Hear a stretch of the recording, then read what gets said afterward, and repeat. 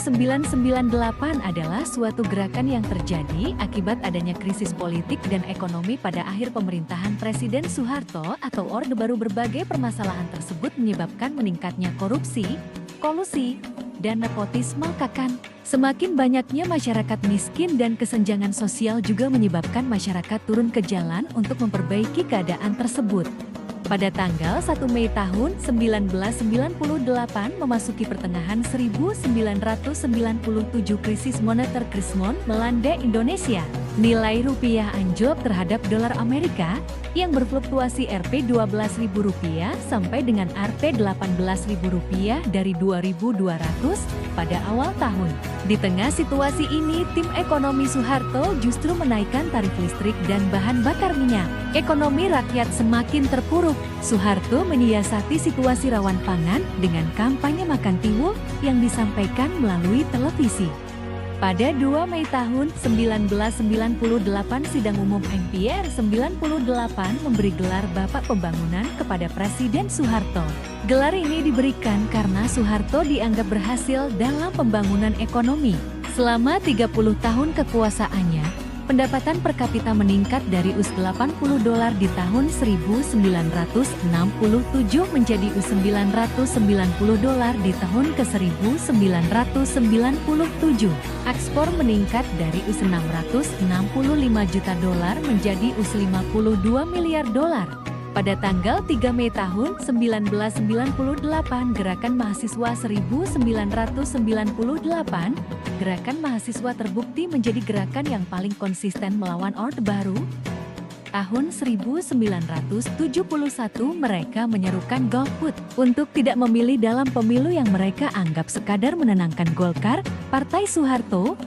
Tahun 1974 mereka kembali bergerak menolak dominasi modal asing dan kepemimpinan Soeharto. Tahun 1978 mereka menuntut Sidang Istimewa MPR untuk meminta pertanggungjawaban Soeharto atas penyelewengan Undang-Undang Dasar 45 dan Pancasila. Pada tanggal 4 Mei tahun 1998,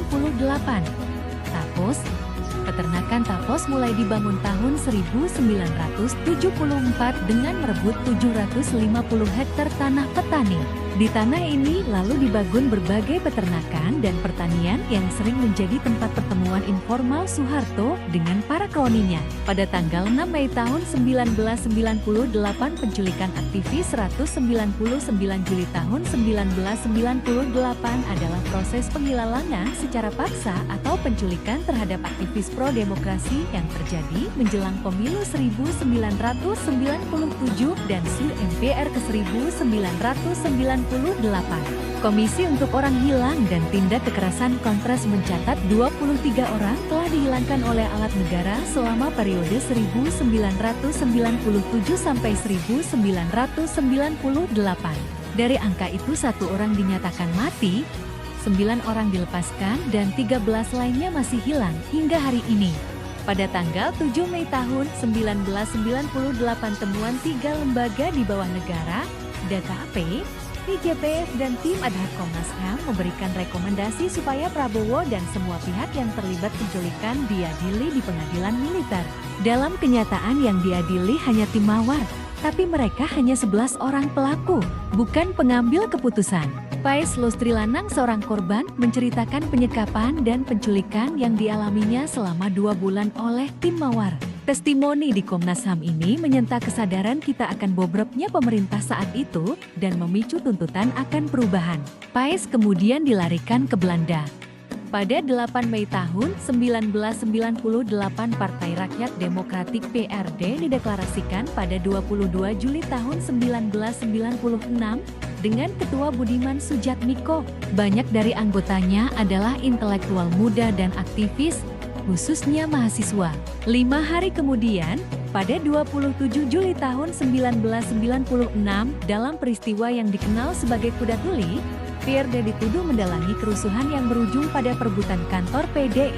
Bahkan PRD kemudian dinyatakan terlarang oleh pemerintah Orde Baru dan banyak anggotanya yang hilang, diburu dan dipenjarakan. Pada 9 Mei tahun 1998, salah satu elemen mahasiswa yang sering bentrok dengan aparat namanya FURKOT atau Forum Kota. Awalnya beranggotakan sekitar 16 kampus, belakangan sempat bengkak menjadi 70-in. Mereka bersama FKSNJ tercatat sebagai organ gerakan mahasiswa pertama yang menembus gedung MPR pada 18 Mei tahun 1998. Pada tanggal 10 Mei tahun 1998, krisis moneter telah menyebabkan banyak perusahaan merumahkan karyawannya dalam jumlah besar. Kelas menengah pun tak luput dari imbasnya. Ekonomi kolaps, pengangguran terjadi di mana-mana. Pada tanggal 11 Mei tahun 1998, sejak Orde Baru berkuasa, gerakan perempuan telah dikooptasi menjadi perkakas politik negara lewat Dharma Wanita dan Kowani. Peran perempuan yang sebelumnya penting dalam kehidupan sosial direduksi menjadi kaum ibu yang harus tunduk dalam pakem politik patriarki. Pada tanggal 12 Mei tahun 1998, pada 12 Mei tahun 1998 itu, Teater Utan Kayu tuh akan mengadakan peluncuran novel Saman, karya Ayu Utami. Pada tanggal 13 Mei tahun 1998, tanggal 12 Mei tahun 1998, para mahasiswa Universitas Trisakti Jakarta melakukan aksi damai menuju gedung DPR atau MPR.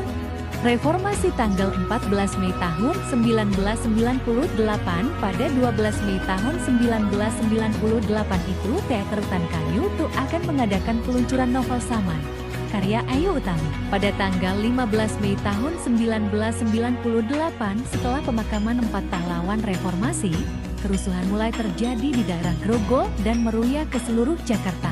Dari tanggal 13-15 Mei terjadi penjarahan dan huru-hara yang meluas ke Bogor, Tangerang, Bekasi, bahkan ke Solo dan Santero Nusantara. Korban yang tercatat berjatuhan.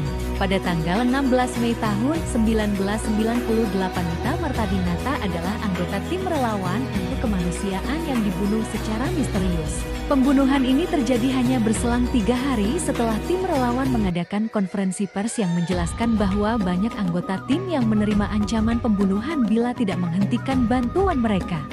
Pada tanggal 17 Mei tahun 1998, penjarahan terus berlangsung selama 13-15 Mei. Kerusuhan ini telah mengakibatkan kerugian fisik di Jakarta sebesar 2,5 triliun rupiah. Menurut Gubernur Sutioso Kompas 18 Mei, kerugian terjadi akibat kerusakan 13 pasar, 2.479 ruko, 40 mal, 1.600 toko, 45 bengkel, 11 polsek, 380 kantor swasta, 65 kantor bank, 24 restoran, 12 hotel, 9 pom bensin, 8 bis, kota, 1.119 mobil, 1.026 rumah penduduk dan gereja. Pada tanggal 18 Mei tahun 1998, pada 16 Mei tahun 1998, ribuan mahasiswa dari berbagai kampus di Jakarta mulai bergerak menuju gedung DPR atau MPR di Senayan. Ribuan mahasiswa menginap dan bertahan di gedung tersebut dengan risiko apapun. Tuntutan mereka satu, Soeharto harus turun dari jabatan presiden. Gedung DPR atau MPR telah disita oleh rakyat. Pada tanggal 19 Mei tahun 1998, dukungan mulai membanjir dari elit politik, organisasi non-pemerintah, buruh, dan rakyat. Kabinet Soeharto pun terbelah. Bahkan Harmoko, ketua MPR dan loyalis Soeharto, dengan tegas mengeluarkan pernyataan agar Soeharto mengundurkan diri secara arif dan bijaksana. Pada tanggal 20 Mei tahun 1998, 20 Mei tahun 1998, Hari Kebangkitan Nasional, Pengadilan Negeri Jakarta Utara melangsungkan sidang putusan terhadap 6 orang terkait penyelenggaraan Kongres Rakyat Indonesia. Pada tanggal 21 Mei tahun 1998, pada 21 Mei tahun 1998, di hadapan para wartawan media seluruh dunia, Soeharto mengumumkan mundur sebagai presiden. Wakilnya, B. J. Habibie, langsung dilantik menjadi presiden ARI yang ketiga.